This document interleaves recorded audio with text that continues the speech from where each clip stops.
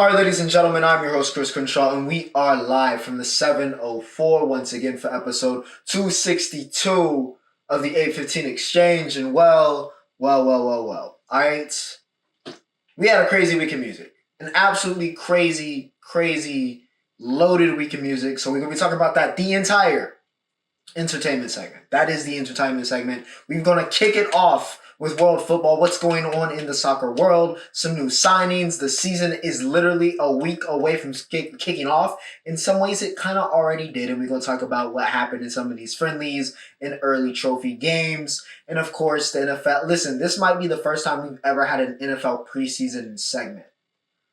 Y'all have to go back in like the episode catalog, but I don't know. This might be the first time, but you know, we had to talk about what happened. All right, we had to talk about Shedeur. We had to talk about Cam Little hitting a 70-yarder. We got to talk about that. That'll be the main event. Then we're gonna talk about a little UFC and some NASCAR and a Roundup. But all right, without further ado, all right, as always, remember to like, share, and subscribe. You guys are enjoying the content, and as always, everything you're looking for in this life can be found in my description. Social media links. All right, you want to keep up with my life, even though I haven't been posting much because we got some stuff going on. But all right, that can be found in the description, also in the outro, and of course, timestamps embedded in the video, also provided in the description. All right, it's long form content. I know the drill. All right, we know this. All right, with that said, let's get 262 underway, yeah? Soccer. Let's talk about it. Man U has pretty much revitalized their entire front three. Even Garnacho, even though it's not official yet, is likely going to Chelsea. But they did go get, and listen, I've been gaming a lot. Just over here. I've been gaming a lot. I'm not going to lie. I've been on CFB 26, and I've been on FC 20 or FIFA 25. All right, I'm not going to call it FC. I don't care if they don't have the label. It's FIFA 25, all right? Not this year's, but 25, all right? And I went and got Benjamin Sesko for Chelsea, funny enough. I've been playing Chelsea manager mode. But, yeah, and he's been going crazy, all right? He's been going crazy. Not that he's been going crazy in real life, but it fits here, all right? Because maybe he can revitalize Man U the way he has Chelsea on the game. Because they do go and get him for 99 mil. 99 mil USD, I think it's 77 euros. So yeah, big money. All right, big money for Sesko. And we'll see. All right, we will see. Will he be more on the range of, you know, Northern European strikers to come to the Prem? Is he gonna be more Holland or Holland? We gonna see. All right, we gonna see the man he's replacing or the man that's been the top striker in the Prem for the past couple seasons. We will see. All right, that's all I can really say about it. I like it. I think Sesko is a great dynamic player. They just got to get him service. All right, they have to get him service. But he can be a really exciting player. He's a really exciting player for Leipzig, and he can bag the goals. All right, he can bag the goals. And Man U has needed a bagsman for a minute. The last real bagsman they had was Ronaldo, which is crazy. So they need that. He can provide that. We'll see if he can get it done. But yeah, I'll be excited. They went and got Gunna as well. There are a lot of changes with Man U. They spent a lot of money. Very quietly spent a bag this offseason. So we will see. The Brazilians are taking back over in Chelsea. All right, João Pedro scored in both friendlies this past week. Estavo got his first goal against Leverkusen. It was a weird one. Honestly, I don't know how Palmer got that off, by the way. I don't know how the cold one got that off and it worked out for Estavo, but it did. All right, but it did. It did for the young Brazilian. He of course, scores in his first appearance in Chelsea, his first appearance in blue. So, yeah, well done. They beat Leverkusen, beat Milan, so solid start. Solid start. Who was that? Cabral from Milan had an awful debut, by the way. Own goal 5 minutes in, and then 18th minute gets a red card straight off. Like, that's an all-time bad. But happy days for Chelsea. All right, the Brazilians are running the show again, and that tends to be a good thing in Chelsea. So we will see if the West London Giants can keep it going. The mask is here. I won't call it his official arrival, but the mask is here. All right, Victor Gyökeres does score against Bilbao on his debut. A header. There was a lot of talk about, you know, Vic and like him scoring headers because he only scored like 4 at Sporting and like, he doesn't want to get his hair, messed up or some crazy thing like that. And then he goes on and he nearly gets a diving header as well. But he looked good. All right, he looked good. Zimbrati looked great as well. He got the assist on that Gyökeres goal. So, yeah, the mask is looking dangerous. Honestly, I expect him to be. I think he's going to put up numbers. I think of him and Ben between the Sesko and Gilcrease, I expect Ben to put up numbers this year. I think he's going to translate. I think he's just a goal scorer. And I think he was a goal scorer at Sporting, and people like to discount it because it was the Portuguese league. But I think he's going to put up numbers in the Prem. I think he's going to compete for this Golden Boot. I think Arsenal has the talent around him to do that, and I think he's that good of a player, and people are going to realize what type of talent he is. So yeah, expect big things, but he does score against Bilbao. Liverpool. Not as happy. All right, Man U got their happiness. Chelsea got their happiness. Arsenal we just talked about got their happiness. You got a little bit of misery this week. It's okay though. Crystal Palace gets yet another trophy after being trophyless forever. They go and get 2 in like 3 months. All right, they do win the Community Shield here in penalties, and some of the worst penalties ever. After Ismail Sarr gets the tire in the 77th minute. And yeah, Dean Henderson, you are that guy. All right, you are that guy. Somebody said it was Emmy Martinez with worst PR. So yeah, shout out to Dean. But Crystal Palace, all right, they win the Community Shield. Liverpool, been a hectic summer. All right, of course, I think Jota still looms very, very large around that team, but there's still a team that's very, very strong. Brought him some good talent. Still developing some good talent. Of course, you still got Salah commanding the whole deal. Darwin just left to Al Hilal. So we will see. All right, we will see what comes this Prem season, but should be a fun one. All right, should be. I mean, it's always usually a fun Prem season, at least at the start with all the hopium going around. But it should be a fun one this coming year with all the changes, all the new signings in Man City. Can they be? They're feeling a little bit vulnerable. All right, I'll say it, feeling a little bit vulnerable. But as I said so many times during this segment, we will see. All right, we will see. Entertainment. Like I said, it's just going to be music. All right, I did not watch a movie this week. I did not watch anything show-wise. I finished Lazarus. I'm split between just going all in and finishing up my Gossip Girl rewatch, which is what I might do, or I think I'm going to start Naruto. I think I'm going to cave and start watching Naruto as kind of like my, I need to, I don't know, I've been tapped in anime wise, and I feel like it's time. It's time to watch some of the all-time greats. So that's where we are there. But like I said, I promised you it's a music segment. So let's get to the music, all right? Let's talk about the music. And let's talk about one of the best projects of the year. All right, JID dropped God Does Like Ugly, and it was fire. It was absolute fire. He did not miss on this project. It is one of the best albums I've heard this year. I'm going to give it a preliminary, straight up 9.3. 9.3. One of the best albums you will hear all year. One of the best hip-hop albums of the year. It was nearly a masterpiece. You could argue, I would dare say, maybe after I get a couple listens in, maybe a masterpiece. Maybe his finest work, I dare say. It was great. I enjoyed it. I enjoyed it a lot. All right. My favorite song is going to change, but just Off Rip with You Ugly, featuring Westside Gunn, surprisingly. I love that he did hidden features on this, by the way. It was a great first listening experience, not having, the names, and just hearing these artists, Jesse Reyes popping up, Don Tolliver popping up, like, it that made me feel something. So, yeah, Westside Gunn surprising us on that, opening, You Ugly. That was a great track. Community, Clips, great track there. Both Push and of course, which they've been hooping all year. And honestly, they've been hooping for 20 years. But yeah, Jid, great project. Great project, 9.3. One of the best projects of the year. That could very easily go higher, depending on how these next couple listens go. But it didn't stop there. No. It did not stop there. Young Nudy dropped on a Friday. Yes, not on a Monday, not on a Tuesday, not on some random day during the week. And not only that, not every song was named after some food, and it was still a fire project. All right, Nudy, Paradise, very, very good. Very, very good. I'm going to give it an 8.8. All right, my favorite number. All right, I'm going to give it an 8.8. It was very strong. It was very strong. I think I've liked it more than some of the Nudy projects we've gotten. Maybe the last, well, I don't want to say last two because that might be slime. Yeah, so I think the last one for sure. I like Paradise a lot more. What's Happening? Lotto's on a future run, by the way. I gotta give credit where credit's due. All right, Lotto was on a shout out to Big Mama. All right, she's on a feature run. All right, I'm still listening to our feet names. Still in the playlist. Big Bad Wolfie, Baby Drill. I always needed this. I feel like that song was made for me.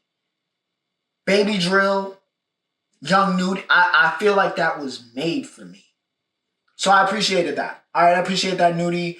And yeah, good project. Very, very good project. I ain't going to elevate it. I mean, it could get elevated to Album of the Year contention. That's why I got it at the 8.8. But it also could just sit there that, this was a very, very good, album that dropped this year. So we will see. The weakest came from the biggest name. All right. The Last Wun, Gunna. It was just too long. Okay. 24 songs. All right. 24 songs. I'm going to give this a 7.8. It wasn't bad. It wasn't. It wasn't necessarily mid. There was a lot of stuff I enjoyed on this, but my gosh, bro, Turbo, like we gotta get a new producer for you, Gunna. Like I get it's your signature sound, but when you got a 24 song track album, I talk about this all the time. When you have a long album, you gotta be a special type of artist.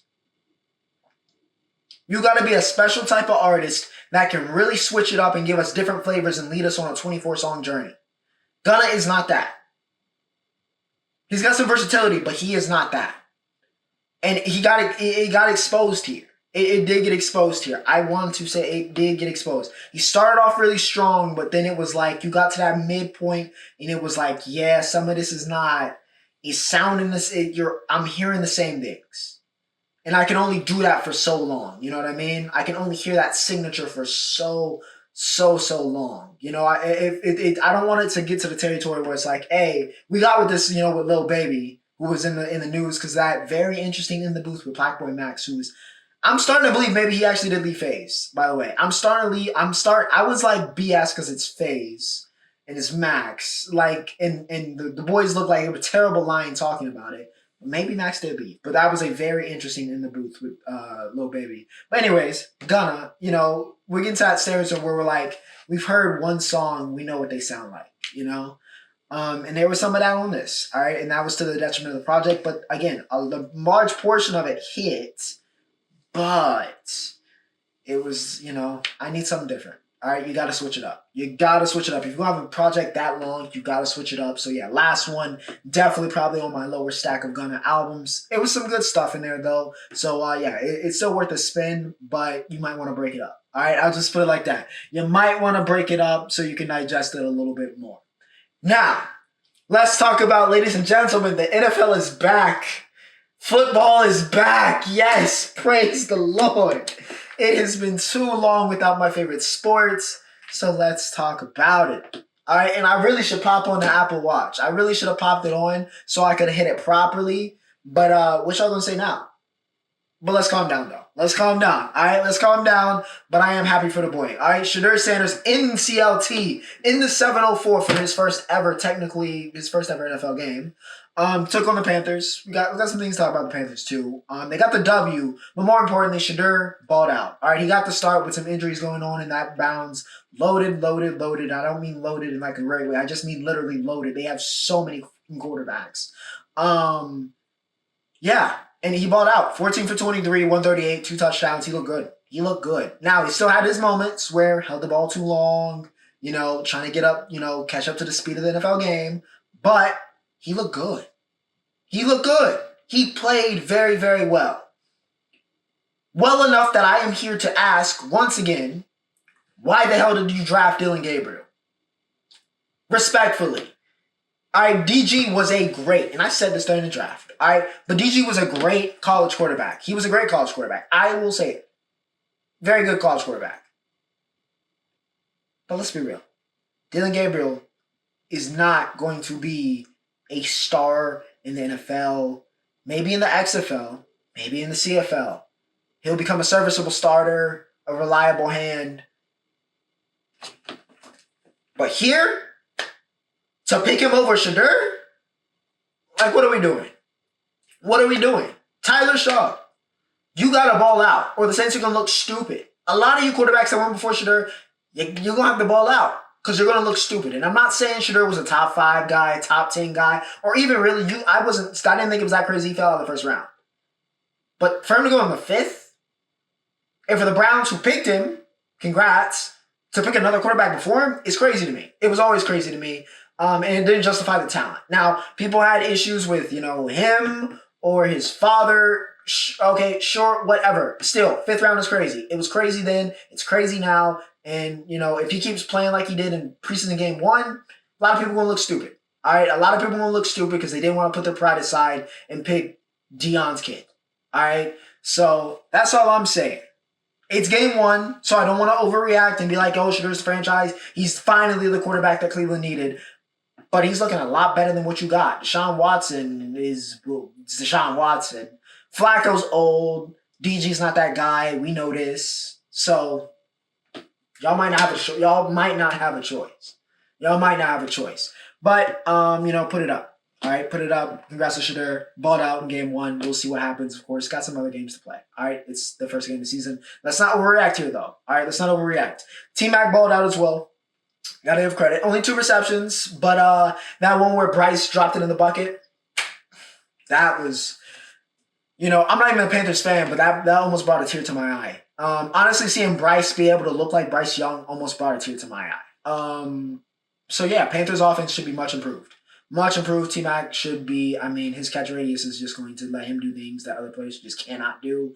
And I think that bodes well. I think he's a great fit for that offense, and I think they're going to take a little bit of a jump here. The Panthers are. Defense, we're going to have to see. All right? Defense, we're going to have to see. Now, they didn't play their starters. Horn didn't play, but, we're going to have to see. All right? Let's just put it like that. We're going to have to see. But the offense looking a lot better. Shout out to T-Mac. The Giants rookies were cooking. All right, I hate to say it, but the Giants were cooking. That defensive line looks terrifying. With Abdul Carter now on that looks absolutely terrifying. I am petrified, okay? Jackson Dart. I am a Jackson Dart fan.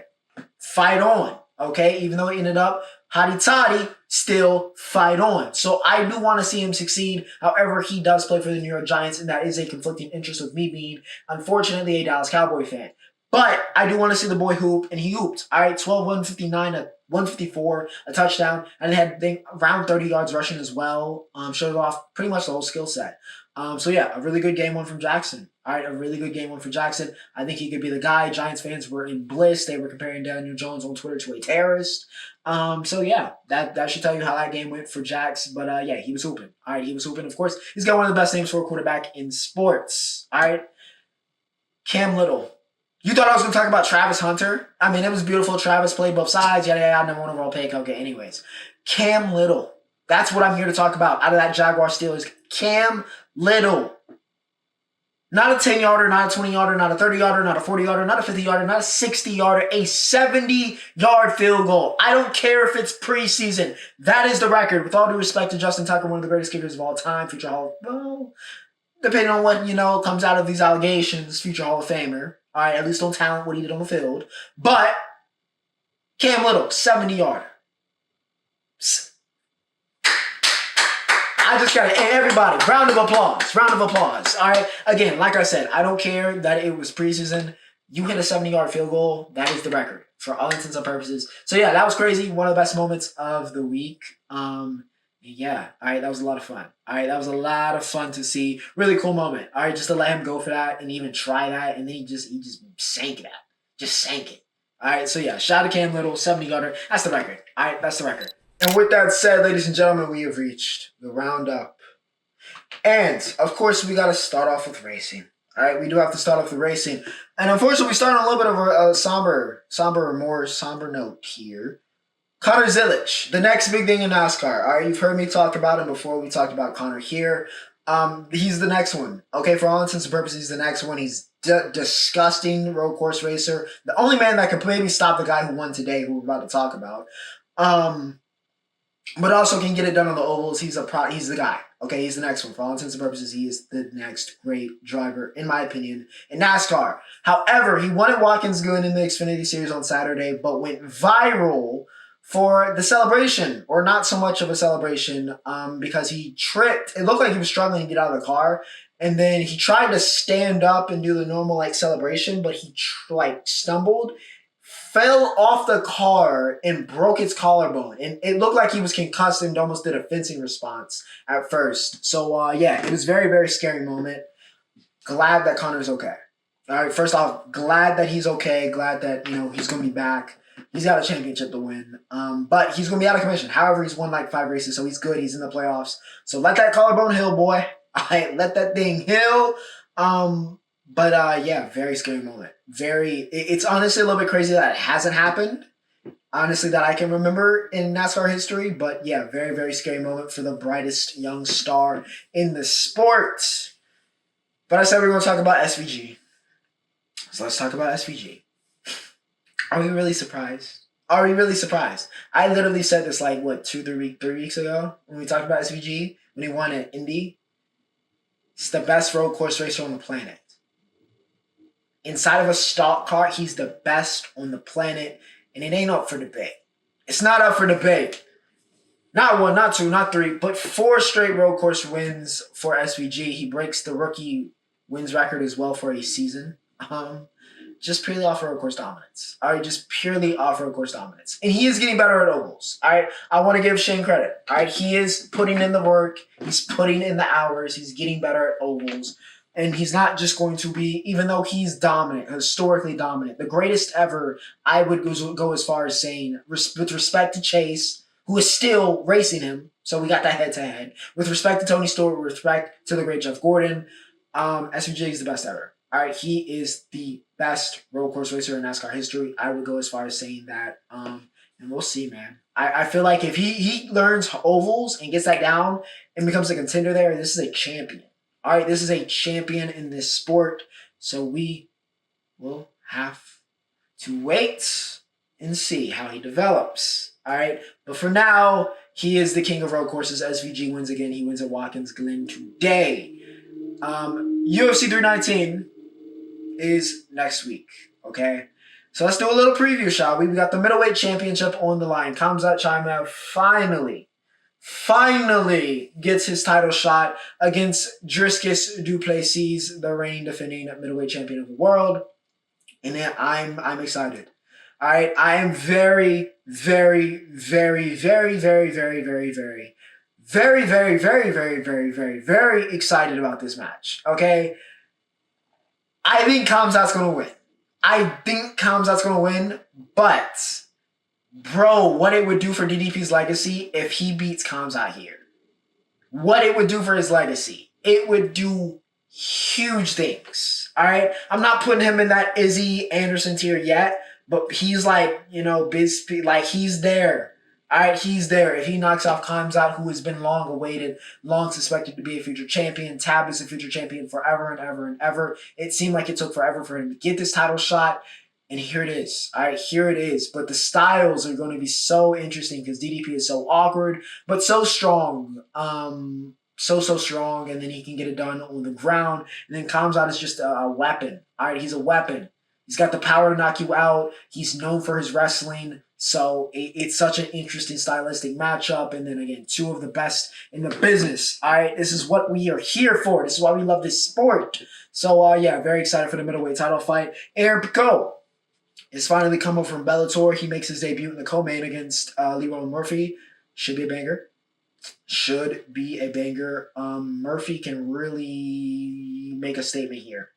I want to say that. He can really make a statement. He smacks around Pico, then we might have to have some conversations about where he sits in these rankings very, very soon.